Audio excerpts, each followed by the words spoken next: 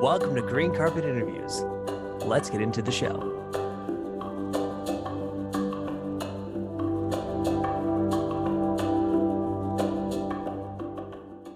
Hey, everybody. Welcome to Green Carpet Interviews. Today, we've got a great interview.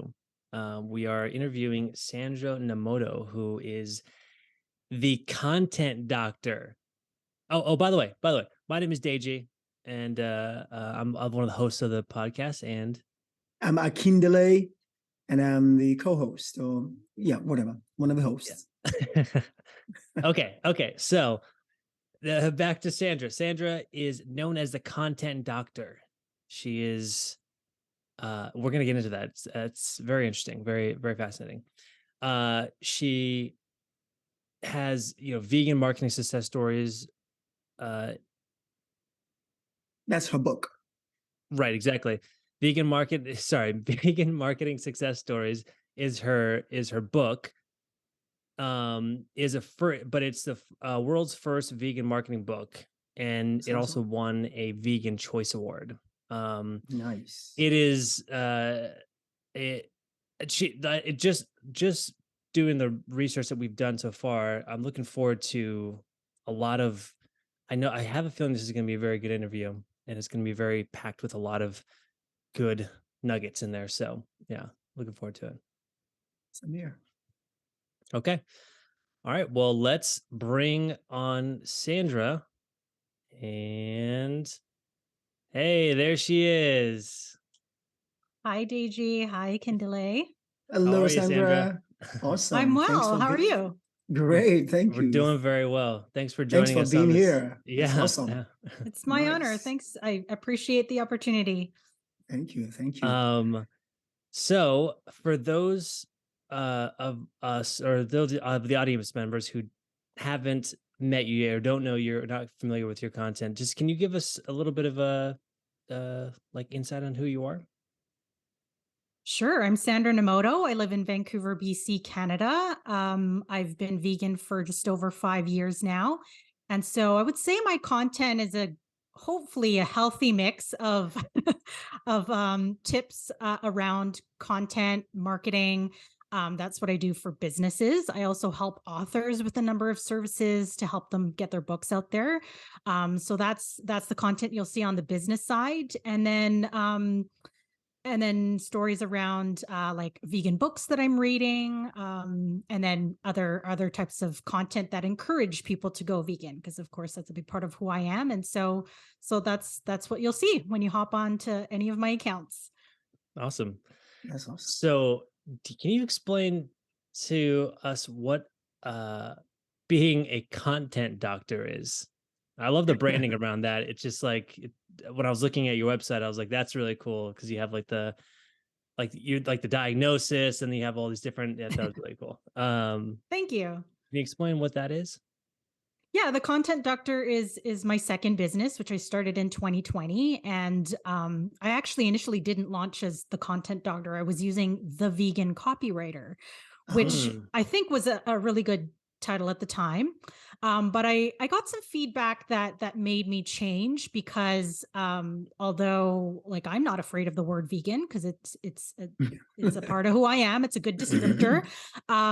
It doesn't necessarily mean that my clients need to be vegan. So I do only work with vegan businesses, but they don't need to be vegan owned. So as long as the business is not bringing harms to animals, people, the planet, to a lesser extent, that's really my criteria for an ideal client. So because this is my second business, I had somebody from my previous business, which I was doing public relations. And this previous client came to me and said, "Oh, I want to work with you again." I was helping her put together some articles. And she said, "Do I have to be vegan?" And that's when I realized that V word, if you're not vegan, may turn some people away, right? Even though that's, of course, not my intention. So after speaking with another marketing colleague, this was right when the pandemic hit, she suggested yeah, you may want to change to something a bit more inclusive. And Hmm. initially, I was thinking of an old domain that I purchased years ago called The Word Doctor. And I'm like, what Mm, do you think about this? And she said, you know what? People still aren't going to understand what you do if you just tell yeah. them you're the word doctor. And so she Wow. said, Hmm. but she said, you know what's really hot right now? Content. Yeah. Um, and so that's the title I've been using ever since. And so Nice. it works really well because I've since uh, um branched off into, yeah, I started out doing a lot of copywriting for businesses, but now I do consulting. Mm, I do, I can help folks build media lists. So it's still other stuff related to content, but I'm not limited now to just helping businesses with written content. And then of course, as I said in the beginning, I now help authors, which of course yeah. that's not necessarily related to content too. So yeah, that's the long answer there. That's awesome. Nice. That's really cool. And sort of what are some of the things that you do for people to help them with their content? Like what's sort of the process for that? Yeah, normally folks come to me and they have an idea of what they need. So it's like, yeah, we're handling all our social media. We don't need help there, but we need blogs on a regular basis. We need somebody to draft and hit publish on our emails. So it's usually stuff like that. If a client is launching a new company or redoing their website, then they'll usually come to me to help write the website copy or redo Mm, what they currently have. So that's usually what folks come to me for. I've had a few consulting clients now since publishing my second book, Vegan Marketing Success Stories, and so I've started to do some consulting, and then on the book side, most of what I've done is editing and formatting, so helping folks again get their manuscript in order, mm, get the print file ready, get the ebook file ready. But I've also since since added book coaching, so I'm doing that now, and Wow. I've just started to ghostwrite my first book. It's one of my best friend's memoirs, and so really excited nice. to get that experience under my belt, and then continue offering ghostwriting to other authors or aspiring authors. Wow. That's really cool. Awesome. Wow. Thanks. And so now, what got you? How did you become vegan? What was the thing that caused you to say, you know what, I'm making that step? Yeah. So my journey took 11 years. It was a number of steps, but I would say the initial catalyst was seeing Earthlings at the end of 2007. So, um, interestingly enough, the very first job that I had, my former boss invited me to this screening. I had no idea what I was going to watch. She was just like, "Hey, my husband is putting on this screening.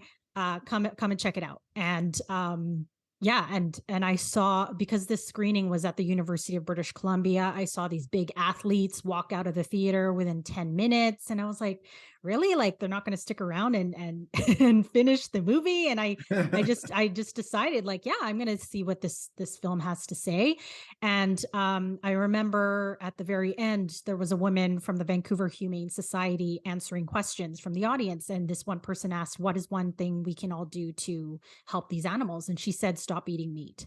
It was really as simple as that, and Mm. that really stuck with me. And so over a number of years, I eliminated meat from my diet, and then for a good chunk of time, I was still I guess technically pescatarian, still eating some seafood on weekends, but Hmm. really I was learning how to cook either vegetarian or vegan during the week. That Mm. was my routine for a very long time. And then when my husband and I got married, we went on our honeymoon to New York City in 2017 and ate at Iron Chef Morimoto's restaurant. And I had what I call the best seafood meal of my life. And I told myself, I've always like being vegan is the goal. I just never set a timeline for myself. And I said, it's not going to get any better than this in terms of seafood. And so that's it. I'm leaving on a high note. And so that was it for seafood. And then from there, it was just dairy. And over a number of years, unrelated to my dietary transitions, I've had this digestive condition that's gone undiagnosed by my health team. So I've done many tests. I have an idea of what I think it might be, but it's very hard to get diagnosed for it. So after a really bad bout of acid reflux, in the spring of 2018, I went back to my naturopath and said, I need some more answers. And she said, let's do a food sensitivity test. And Mm. so I did this test. It was the first time I had done anything like it.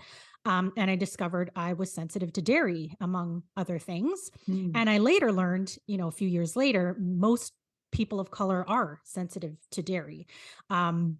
So I did this cleanse of all these foods for 4 months. And then I found myself, I was able to remove dairy. Being vegan has always been the goal here. So I've reached that. So, so spring 2018 is the date that I count from. And of course, once you do diet, clothing, household items, everything else becomes so much easier. And so yeah, that's my vegan journey. That's Wow. awesome. Wow.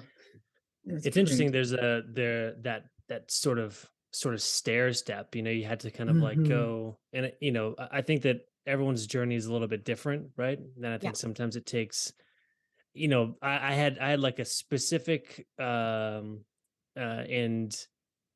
easy transition. I feel like because I went like basically just overnight. I went Mm. from eating meat, everything, and then like the next day being vegan and not, and then haven't done it since. And I was like about 6 years ago.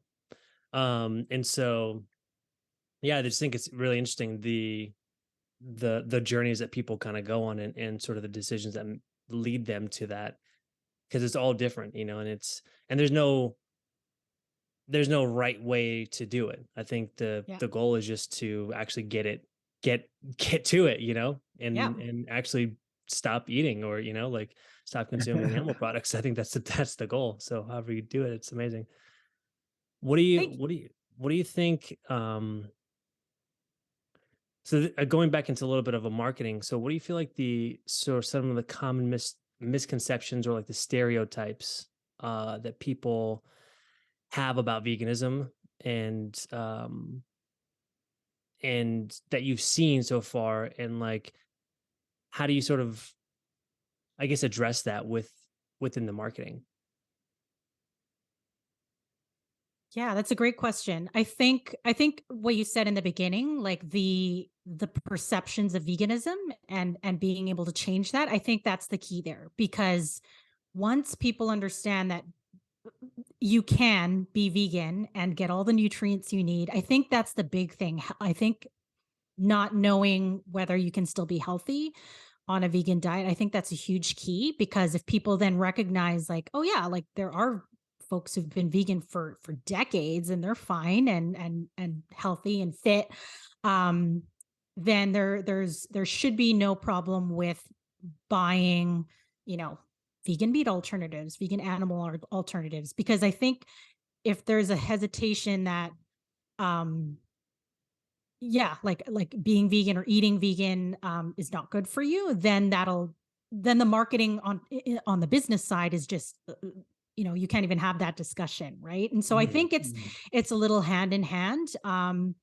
But yeah, I think we're in a time now where most omnivores are recognizing that there is no danger in eating more plants, and in mm, fact it's better for you.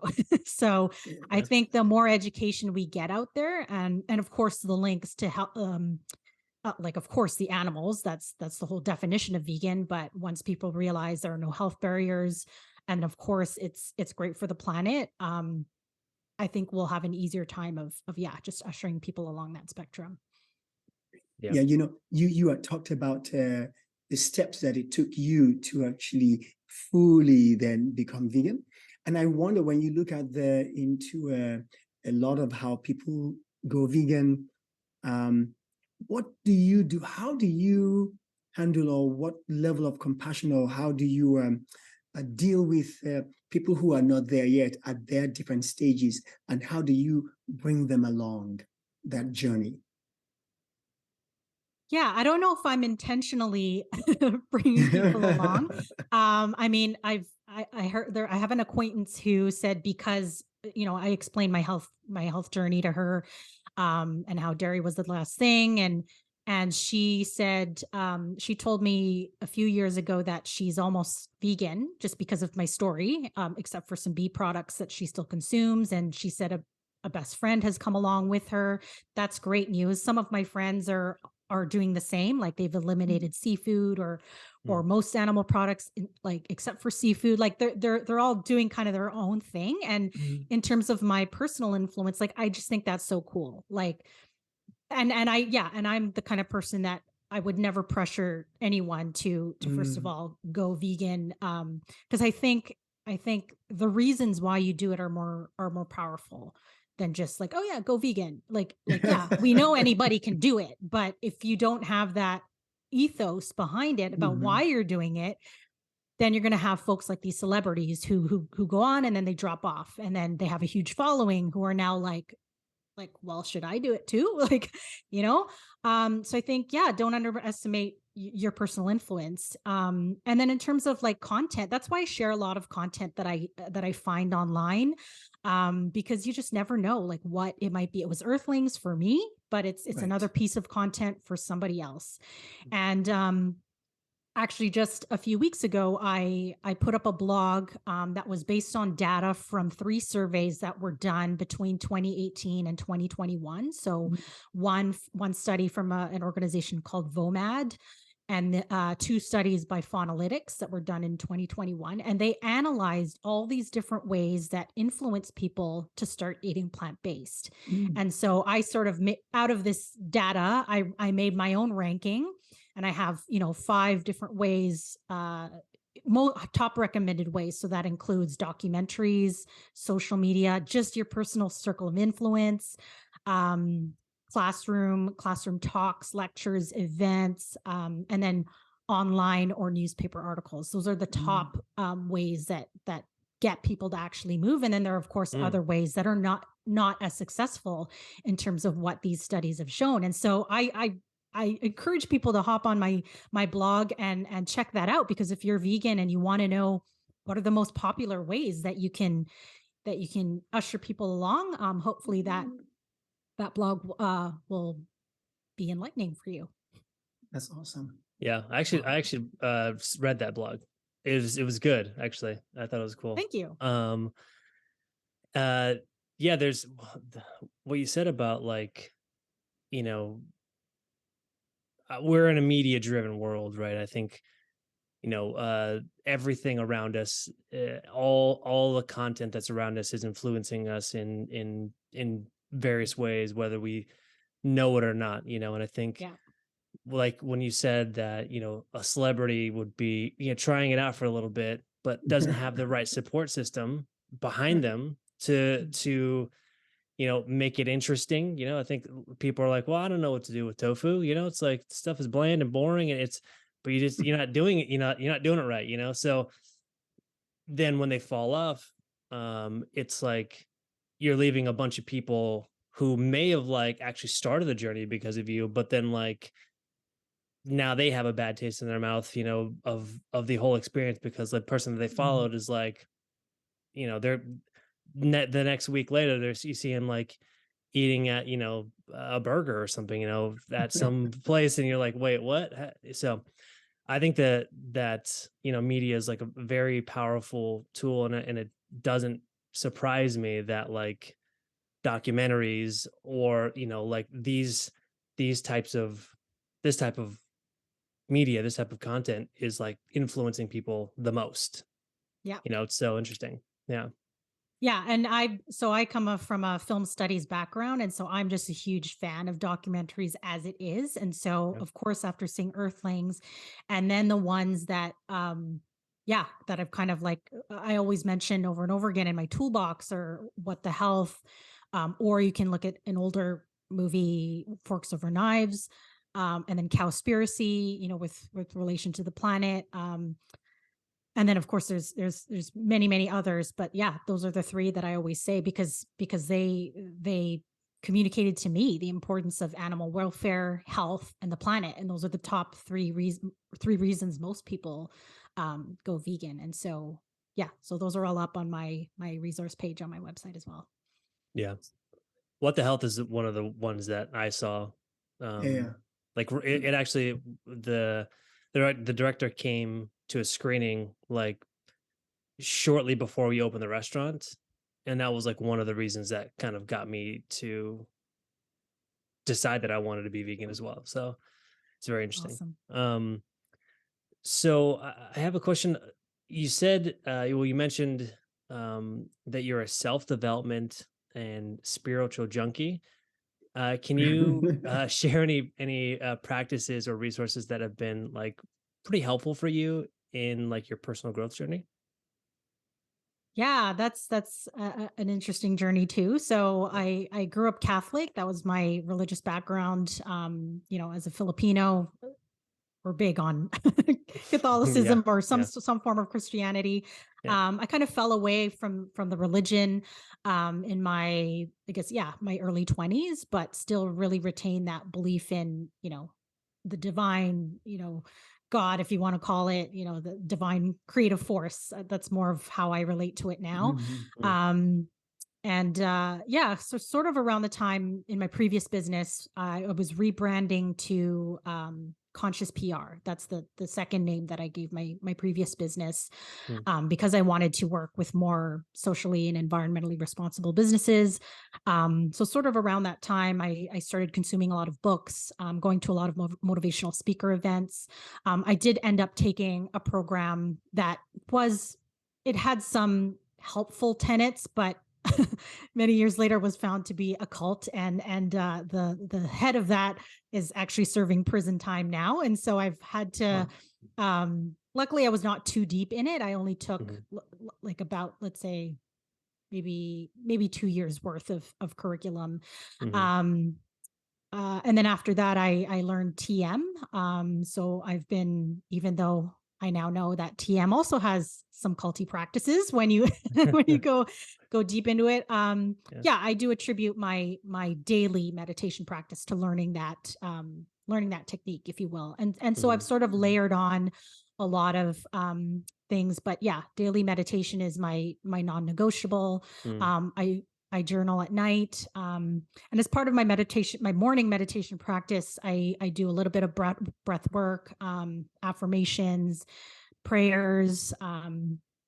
Yeah. And then in terms of just wellness practices, yeah, I find that really having that daily structure has really helped. And I think that's super helpful if you're an entrepreneur, just to manage your mental and emotional health.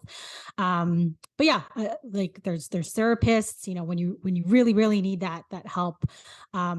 I like doing EFT, emotional freedom tapping, also known as just tapping, or Mhm. emotional freedom technique, mhm, mhm, otherwise known as tapping. So sometimes I'll do tapping, sometimes, yeah, a therapy session if I feel like I need it. mm, Um, yeah, and then in terms of just connecting more to spirit, again, there's that daily practice, but I also am open to doing intuitive readings. So I'll do maybe one to three readings a year, and that's how actually I came up with the idea for my book. So, mm. so yeah, I don't mess around when it comes to my spirit guides. So That's that's awesome. something I'll say. Yeah. Nice. That is so great. Have you always been spiritual all your life? Yeah, I would say so. I mean, I attribute that to my mom. So she, even Mm, before my siblings and I entered kindergarten, again, really got us into the practice of praying. So taught Mm. us, those um, what do you call it? Like the Our Father prayer, the Hail Mary prayer, mm, mhm, and then of course we did And then the church on rosary. Sundays, and so yeah, rosary when you need to, right? mm, Yeah. So yeah, just that idea of prayer and connection to spirit, I think was really yeah, sort of embedded into in from a young age. mm, And so now the other question I have is how do you get because veganism, like a lot of modern progressive concepts, can become political, especially people think it's been too confrontational towards them, or that we're trying to make them change their lifestyle. And how do you bridge, not making it political so people can still hear what you're saying, and then hopefully then take it on once they understand the value of being vegan. Yeah, as I've sort of touched on before, I think the most powerful thing you can do is share why you're vegan, Uh, because then it doesn't force your own beliefs and lifestyle and principles onto somebody else. You're simply sharing why you do it. right? And I think, as I've said, we do it for the animals. Like we know we can live a healthy diet, have a healthy diet without consuming animals. A lot of people don't know that or don't believe that. And again, reversing climate change. I think that's more powerful than attacking folks who aren't vegan or not doing it perfectly. Because I know there are folks who are like, or who've told me, "Oh yeah, I'm mostly vegan. I just eat some fish." And it's like, no, that's again, just being friendly about it and saying, actually, the definition of vegan is absolutely no use of animal products or exploitation of animals. Whereas if you're still eating fish, there's a term for that. It's called pescatarian. And again, coming at it from more of an educational, a personal approach versus I have something to teach you, or and I know better than you. And even if that may be true, like that's not the approach that we want to take, because anger and being um, forceful, I don't think it works. I honestly don't think it does. Yeah, that's some of the, like, when I first um got into this entire world of being vegan, I feel like very quickly found people who were like, the militant, like everything needs to be perfect, and if you're not doing it right, like you're not a real vegan, or you shouldn't even be trying. It's just like, and like I realized that that's not something that I ever wanted to be, because it's just not, it's not helpful. It doesn't help anybody. It didn't make me feel good, and I felt like I was trying to and I wasn't eating anything. I wasn't eating any. Wasn't participating in any, eating of any animal products or consuming anything like that. So yeah, just so I think that you're absolutely right. The way that you're approaching it is very important. So yeah. Yeah, and I've even found, just by having conversations online about vegans, we follow each other, right? That there's another level to being vegan. And so I know somebody who doesn't consume, I always get the combination wrong, but it's something like soy, almonds, and wheat, or I think corn is in there or something like that, Yeah, yeah. because the growing of those crops means that certain types of insects don't get to stick around. And so I'm Mm, like, wow, like that's another level of veganism, and that's great if you want to take that. But I think the most important part at present is to really shift away from animal ag, because it's mhm, one of the most powerful industries right now, and we just need more folks to eat less meat, eat more plants. Like that's Mhm. where we need most folks to make changes right now. And mhm. then we can talk about a level 2 later, once most of us are at the point where we're vegan. So Yeah. yes, I believe that there are other discussions to be had with regards to veganism, but I think it's more important to shift people to get to where we are. Right. Yeah.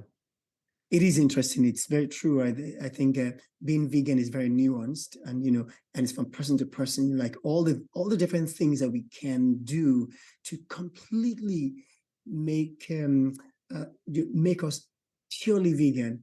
It's really on a spectrum, because even though we say we're vegan, but then somebody else says, but we do this other thing and this other thing that could even make us even more vegan. So it's like really it's a huge journey, and um, how do you help people or businesses, especially because you say like the podcast or the networking group that you guys put together, they don't have to be vegan themselves as long as their business is vegan, right?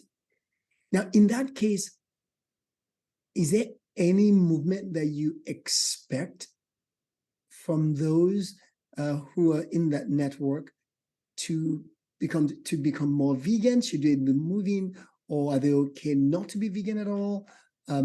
Is there anything further other than just the business being vegan business? Yeah, I think the reason why I focus on business is just I feel that it's a conversation that's not being talked about all too much right now. There's been a lot of obviously content around why you should go vegan, from documentaries to books to influencers. In terms of the vegan business conversation, when I came up with the idea for my book, I Googled 2 years ago to see if anybody had written a book about vegan marketing. And not only was there not one, but there was only one business book out there about vegan business called Vegan Ventures, published in 2015. And so this is a while now since that book has been published. And I'm like, really, that's it? There's just this one book. And so I'm like, all right, I'm going to make the second. So, I realized there's this gap in the market where we've Yeah. talked a lot about why to go vegan, and that's great. Mm. There's an endless supply of content around that. But we have to also tell businesses that you need to go vegan too. Because if you are supporting animal ag, you're part of the problem. And a lot of, like, my previous business, I certified as a B corporation twice. So I was in that network. I was a member of 1% for the Planet. I attended the Social Venture Institute conferences a number of times. I was in all of these circles, because these are the circles I wanted to roll with. But once I became vegan, I realized these folks are not talking about veganism at all, because they don't know that link between eating, or how they consume, Mm.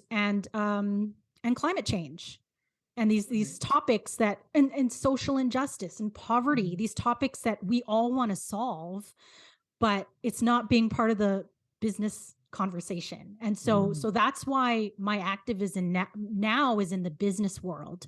I only take on clients that are vegan businesses if it's not yet vegan owned, and if they're open to having that conversation with me about, hey, how do I personally go vegan, great. I'm open to having that conversation. Mhm. And I would say, in terms of the network that you alluded to, so I'm the co-host of Veg Networking Canada, and it's a free group for any Canadian vegan to join. The only criteria is you have to be vegan. That's our criteria for membership. Now, when we do interviews, and these are all free to watch online on our YouTube channel, when we invite special guests, if they're not vegan, we welcome the conversation. So we want to talk about your vegan business, and sometimes they'll talk about their own personal journeys, how much on the plant-based spectrum they are on. And that's great. And I think that helps too.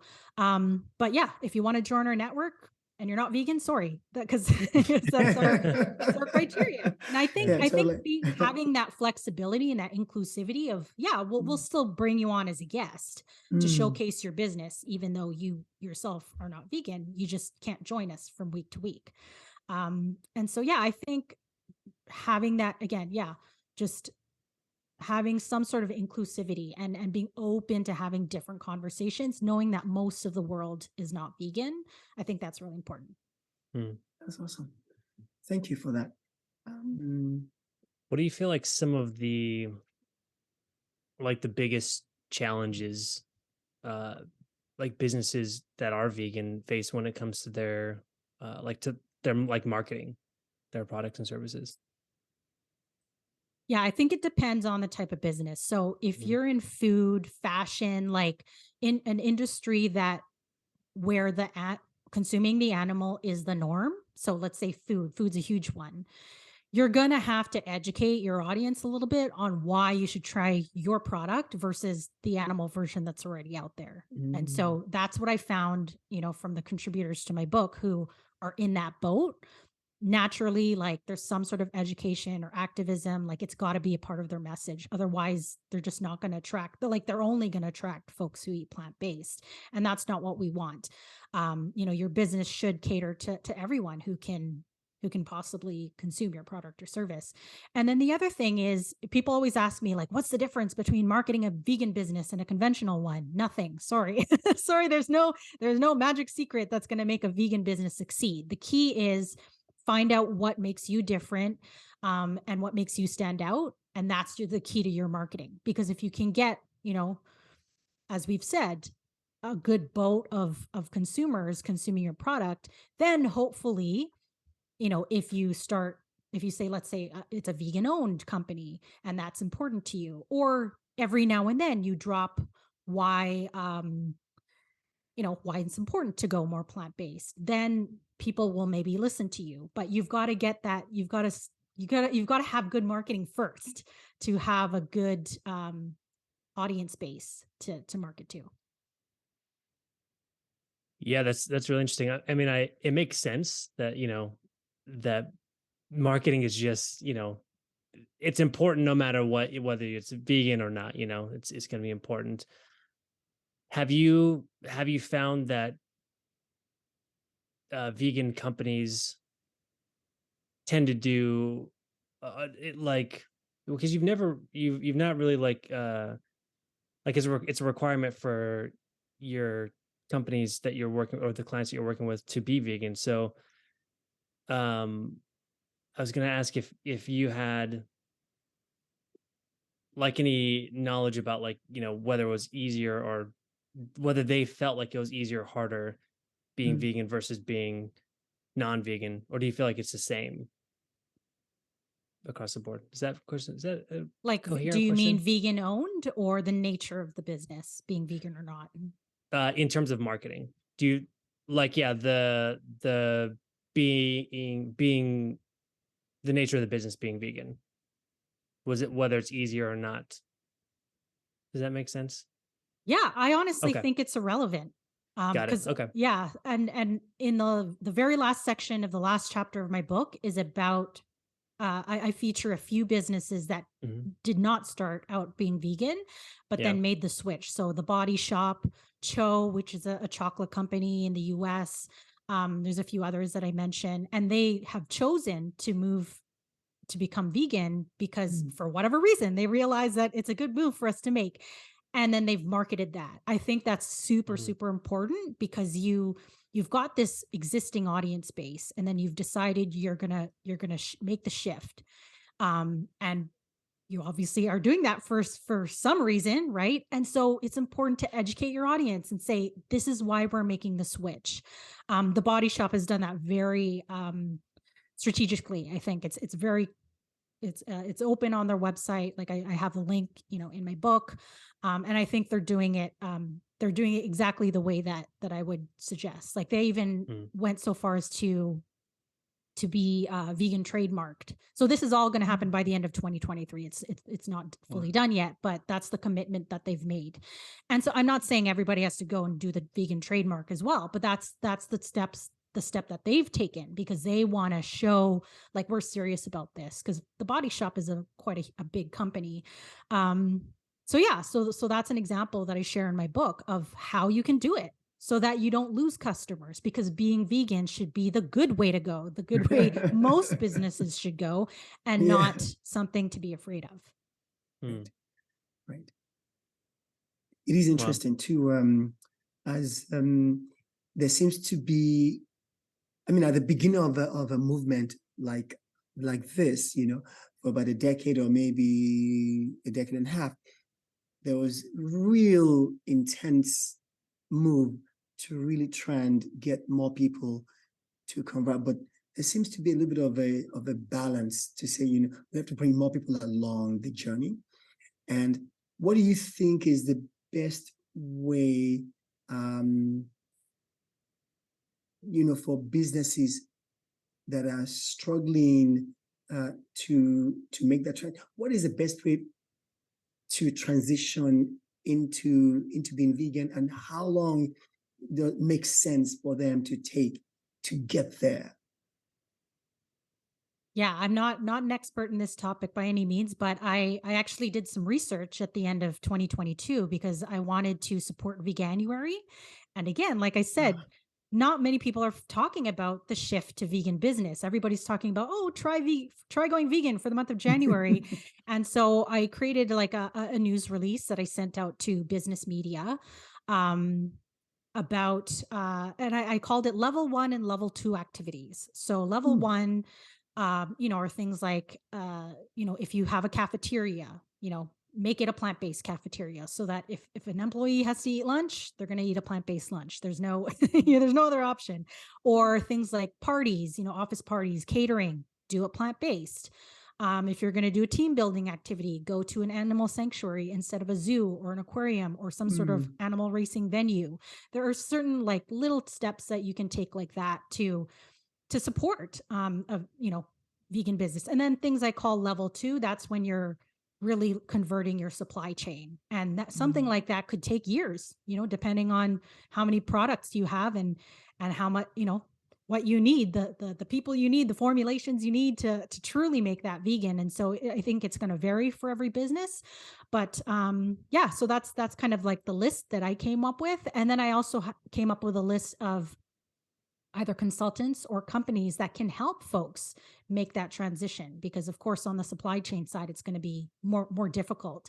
So there are experts out there who specialize in this, that you can go to make that transition. Don't come to me for the marketing, mm, but mm. yeah, Okay, there's folks out there who will help you with that.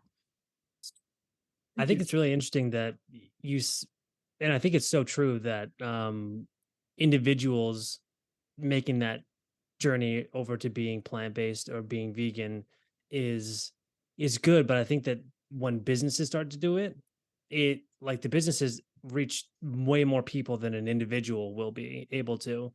And I think it's really good to be supporting the vegan businesses, because that's where, like, that's where more change can happen as opposed to just an individual. Because how many people can one person talk to?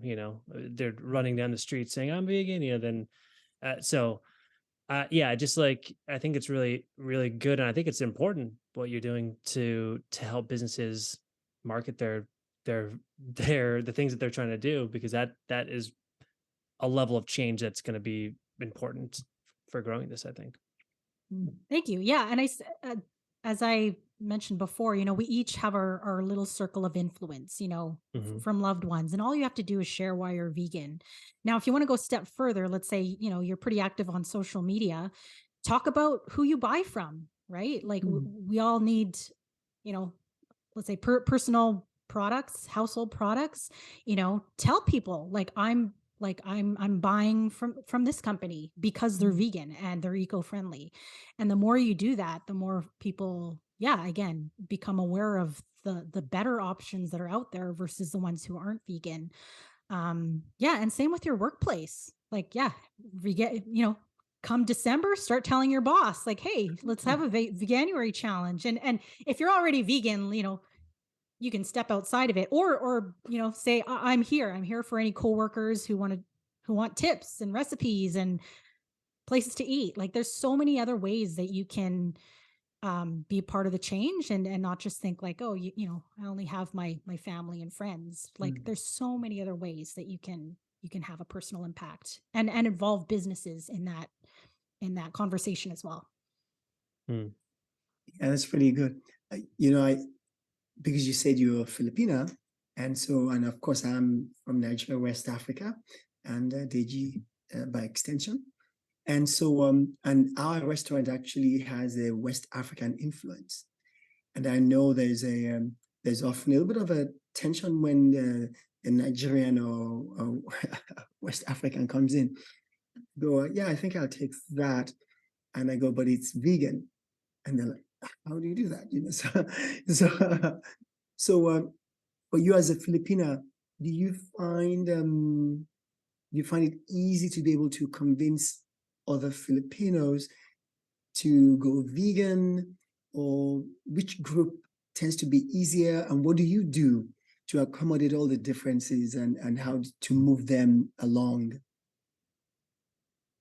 on that Yeah, journey? great question. Again, I'm not too I would say I'm not too immersed in the Filipino community here in Vancouver as it is. Like, I know at least one person here who's Filipina and vegans, which is great. Um yeah, but I've had family members ask me, like, where could we eat Filipino food that's vegan? And I know at least one place that does have a vegan menu, which is great. And so we'll talk about that.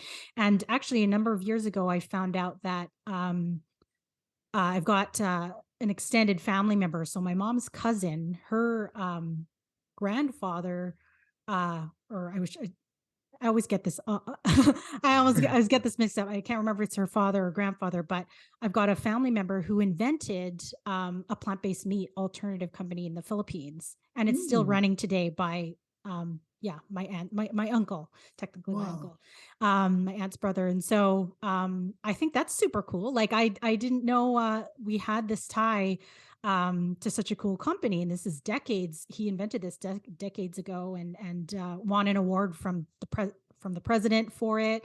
But because of this connection to her, so when my book launched in November, she invited me to bring my books and just talk a little about veganism to her church community.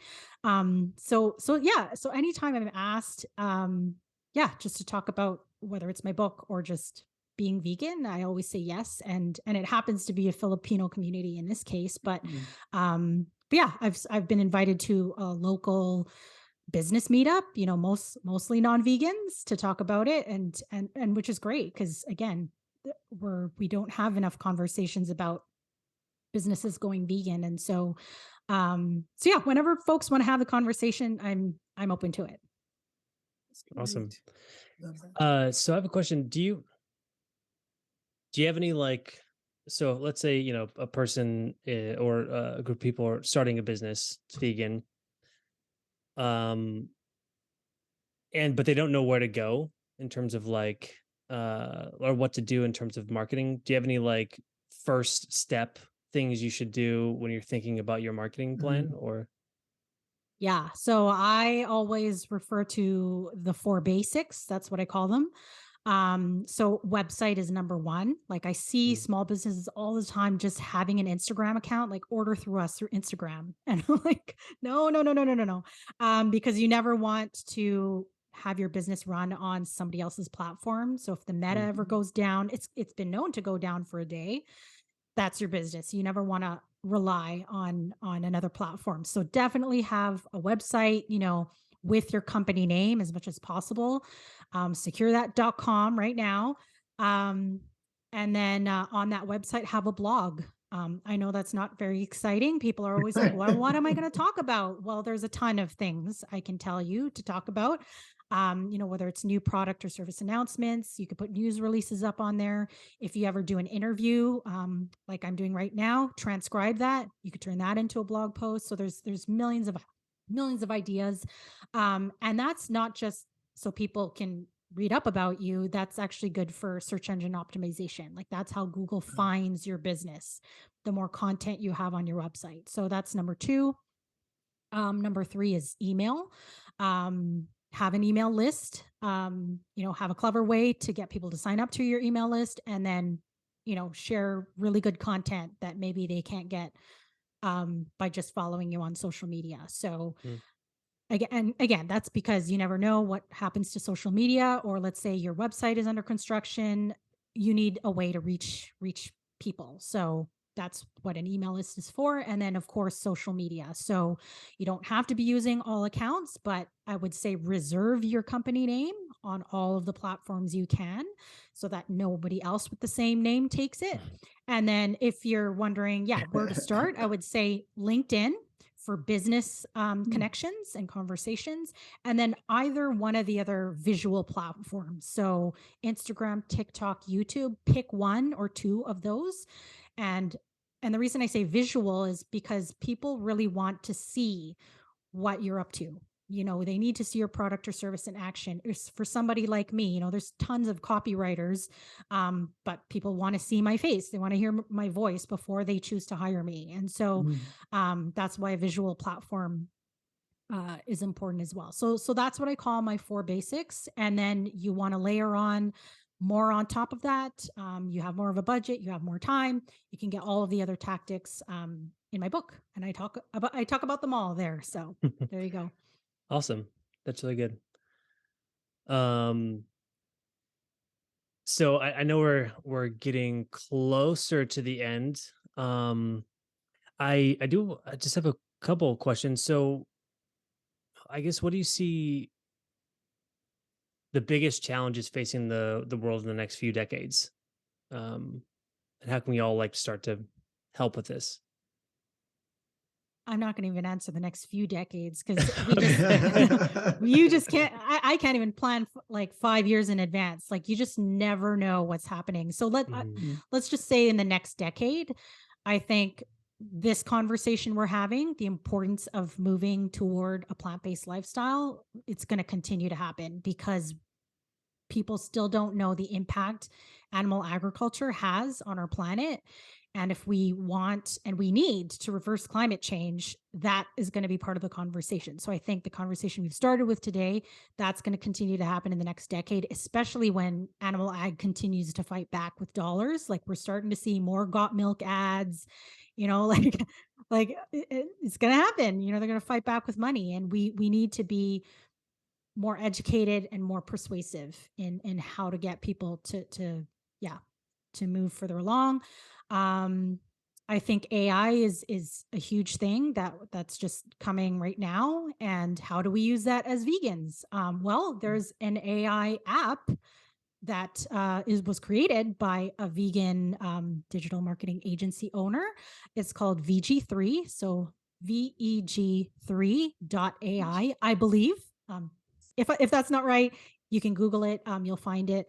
And so he's trying to get some more investment for this app because it can do anything the other AI apps do, just with a vegan lens, Mm. and with more, I guess, credibility behind the content that you're going to be providing. And so, yeah, we're just starting in terms of what AI is able to do for us and how we're going to be using it every day. So I think I see that in the next 10 years. And yeah, and just we're going to continue to use smartphones. I don't think that's going away anytime soon. I think Mhm. technology is definitely going to be part of how we evolve.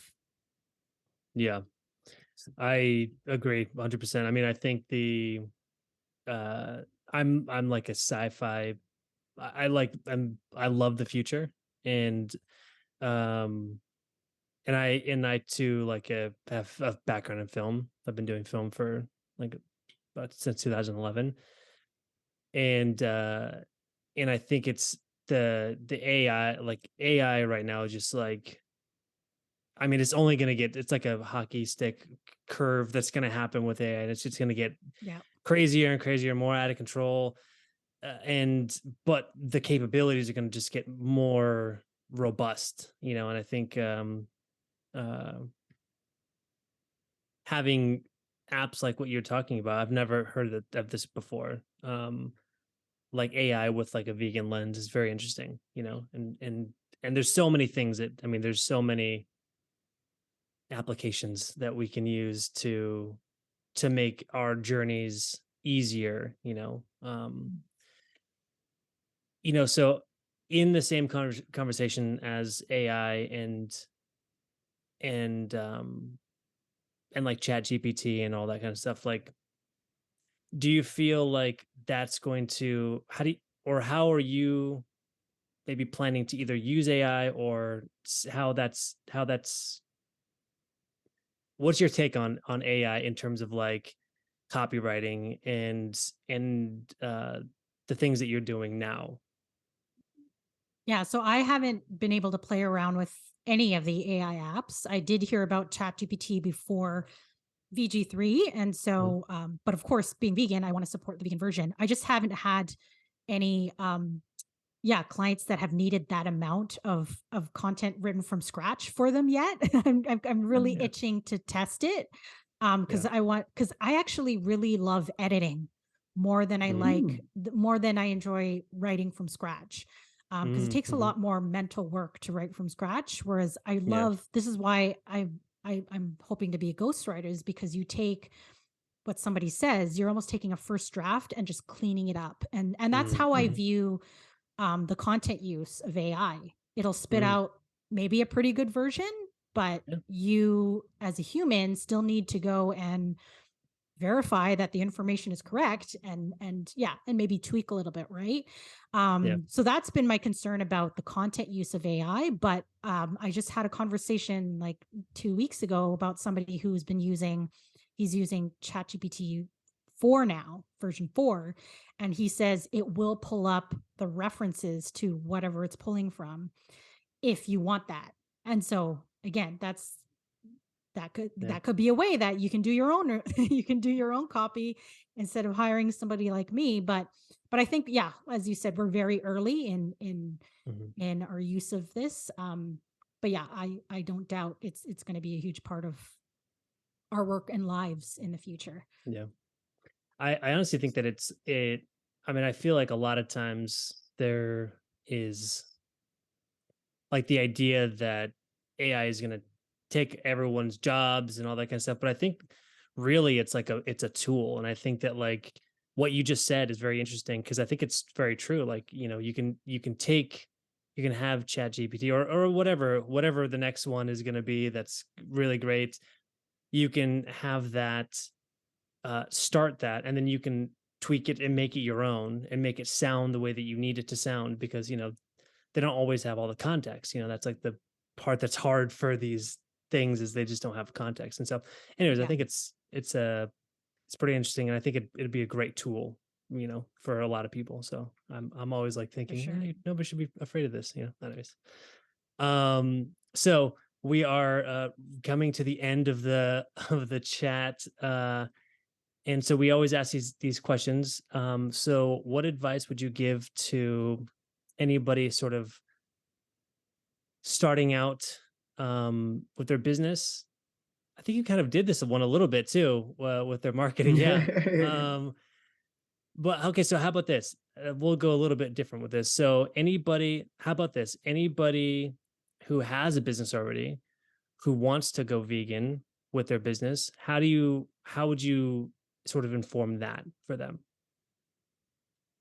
Yeah, I would probably send them the news release that I put out in late 2022 that has some of my ideas, my personal ideas on how you can go vegan, and then that has the list of all of the consultants and companies that can help them do that. So, yeah, that's where Nice. I would point them.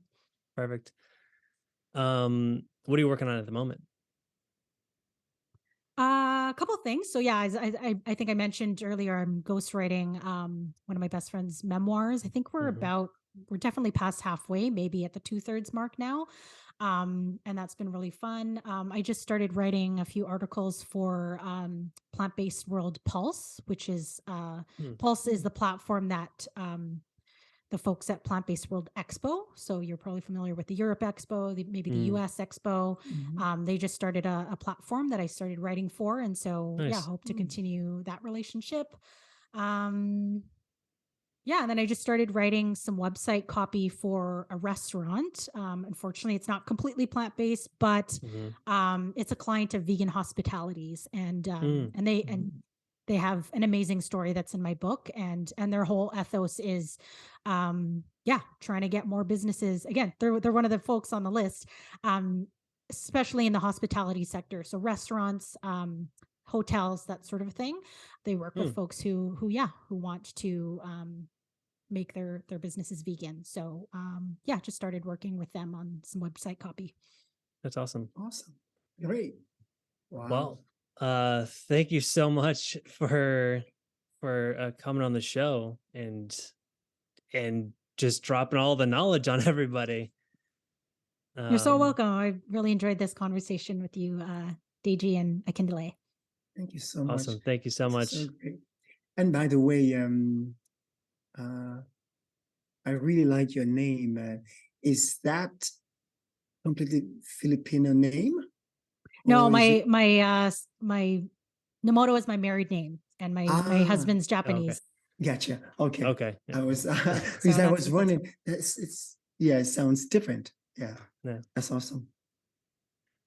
All right. Well, thank you so much, and we will see you later. Thank you so much for coming. Thank you. My pleasure. This was great. All right. So we just had Sandra on. Great interview.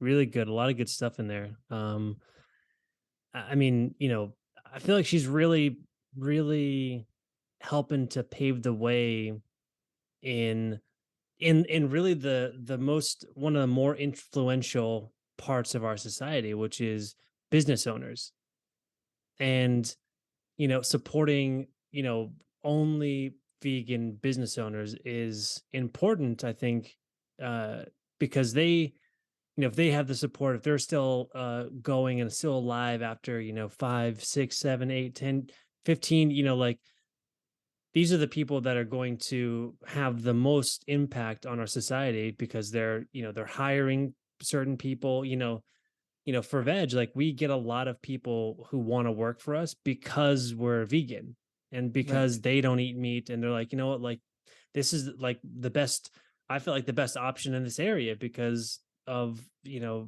what we represent and what we stand for. And I think Absolutely. helping those types of people is extremely important because I think that's like that's sort of what, to be honest, that's what, the country is about these small businesses. And so, yeah. Absolutely. Yeah, no, and she brings a amazing perspective also, um, in terms of being able to just get out there and create content or or even her book editing. I mean, it's just beautiful just to Mhm, see different way of thinking.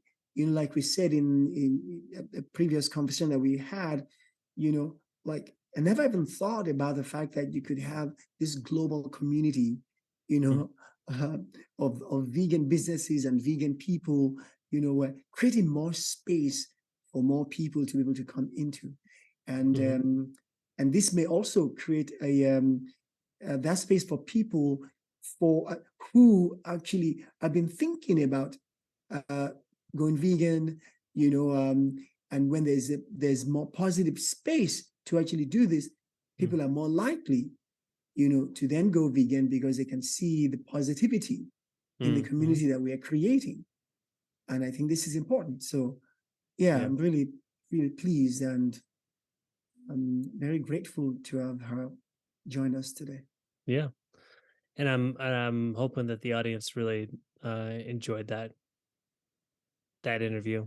I mean, I know I did. So, um, yeah, Yeah, I guess we're gonna have to say goodbye now, and exactly. we'll see Yes. them next time Yeah, on the absolutely. next episode. So, Absolutely. Great. see you later. Thanks for tuning into this episode of Green Carpet Interviews. We hope you found it informative and inspiring. This show was brought to you by Veg on the Edge, our vegan restaurant in Santa Cruz and San Luis Obispo. If you're in the area, be sure to stop by and check out our delicious plant-based dishes. Check out vegontheedge.com for more information. To stay connected with us and learn more about conscious living, follow us on Instagram at Green Carpet Interviews. We love hearing from our listeners and would love to hear your thoughts and feedback. Thanks again for listening, and we'll see you next time on Green Carpet Interviews.